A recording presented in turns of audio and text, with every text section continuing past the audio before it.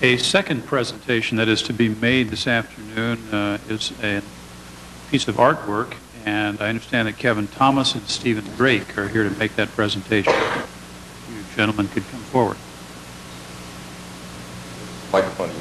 Either one. Thank you.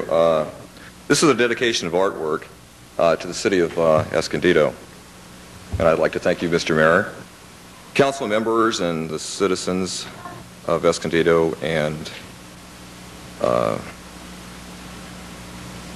this artwork is called The Promised Land, and it was based on my inspiration when I was watching the LA riots in Los Angeles, April 29th of '92.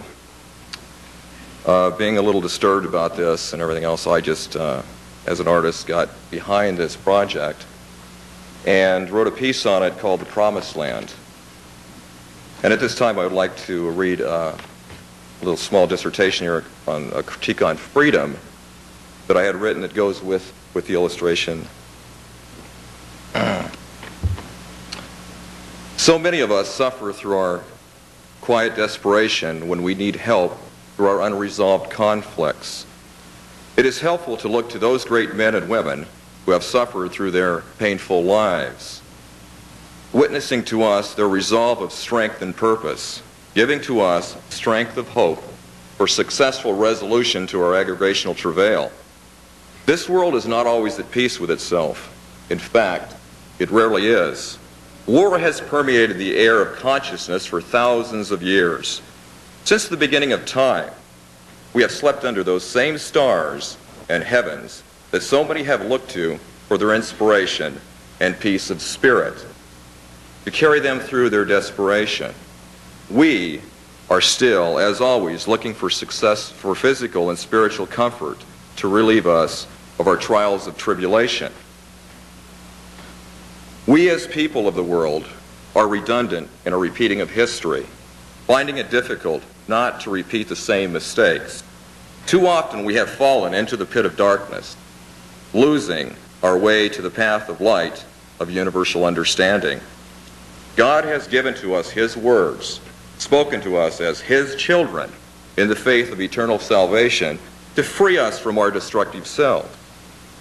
Unworthy as we can be in our own ignorance, we must search out the truth, no matter how painful, to learn what it is to be totally free in a peaceful coexistence with our fellow men and women on this earth. Only then can we share in our commonality, not fighting each other because of our differences, but learn, always to learn why there is always hope out of what feels like perpetual darkness. If we could only achieve the success of not clouding our minds with the storms of discontentment, then someday we could purify our spirits with that which is real expiation for what could become blameless and faultless and our ultimate perception of the truth.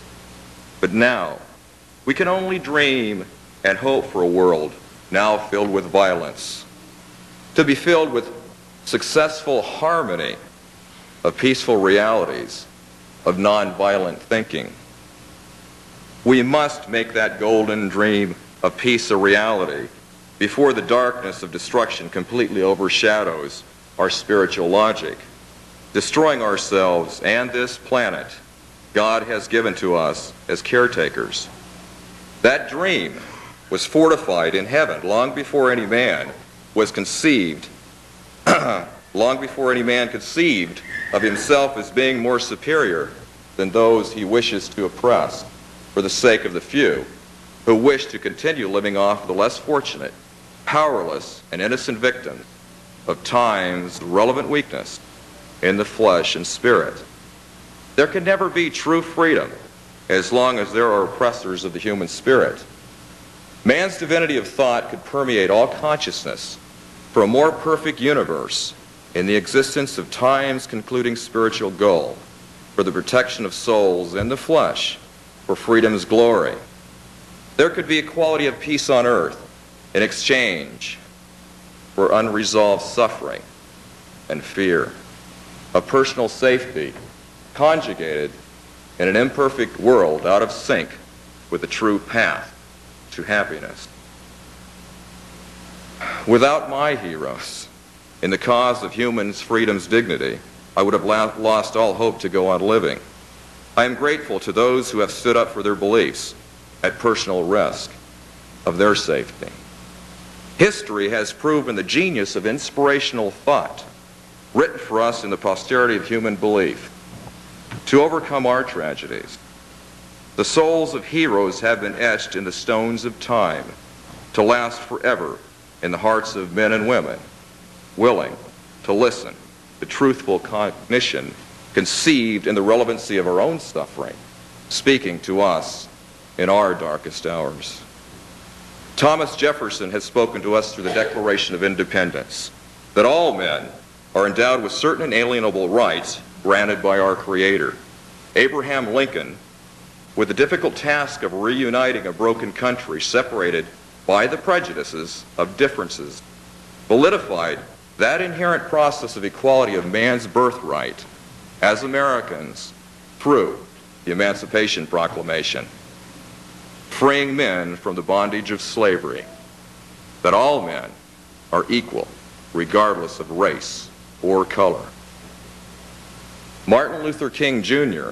spoke so eloquently when he said, "Granted that we face a world crisis which often leaves us standing amid the surging murmurs of life's restless sea, but every crisis has both its dangers and its opportunities. Each can spell either salvation or doom. In a dark, confused world, the Spirit of God may yet reign supreme."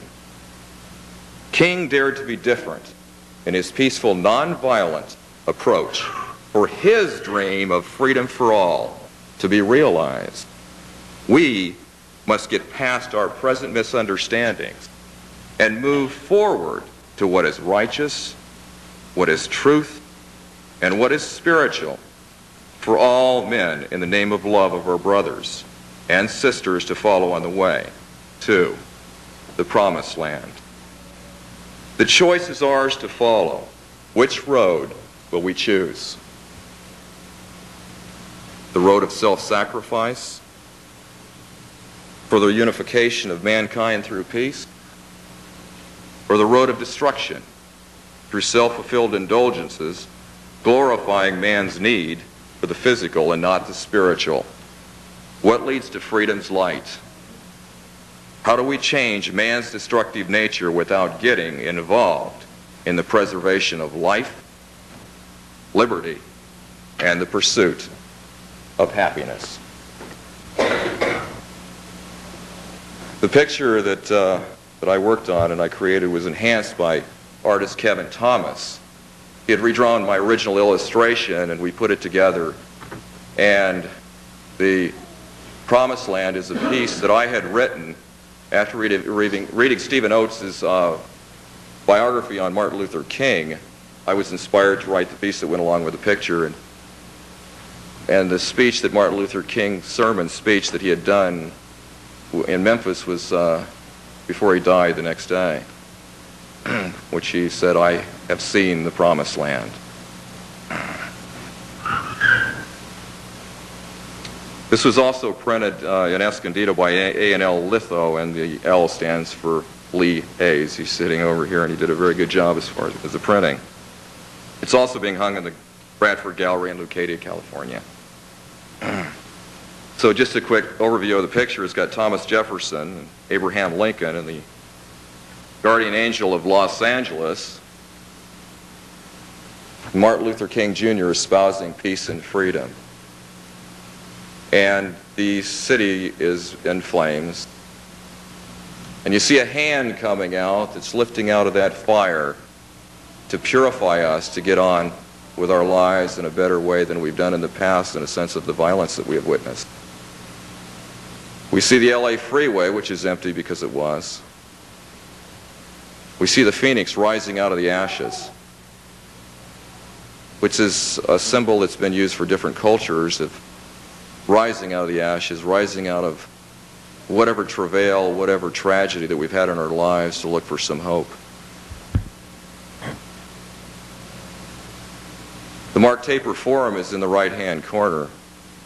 That's Theater in the Round. That's represent art, spoken word. I understand the Academy Awards were there. I didn't plan on that because before that. But it's called Riot Zone, but I like to call it more the Promised Land because it's the antithesis of how bad it can get, how we can destroy our brothers' buildings. And yet, from that, we can learn something. And this is my contribution to the cities and to the city of Escondido, and thank you very much. Drake, Mr. Thomas, thank you. It is fitting that we have the opportunity to see this particular piece of art at this point in time because not only this city, but numerous cities throughout this country await a verdict that could create a similar situation that had occurred, but frankly, I think we have learned from the last occurrence, and I think the expression that you provided today will hopefully be the kind of tone that's set so that we won't have to see any of our police officers in the city of Los Angeles as a result, regardless of what that verdict may be. And thank you for your creativity and for sharing it with us. We appreciate it. I have two further proclamations that I would like to present this afternoon. The first is in regard to the Week of the Young Child, and I understand that Cheryl Wunderlich is here. Cheryl, are you present? If you could join me right here at this microphone.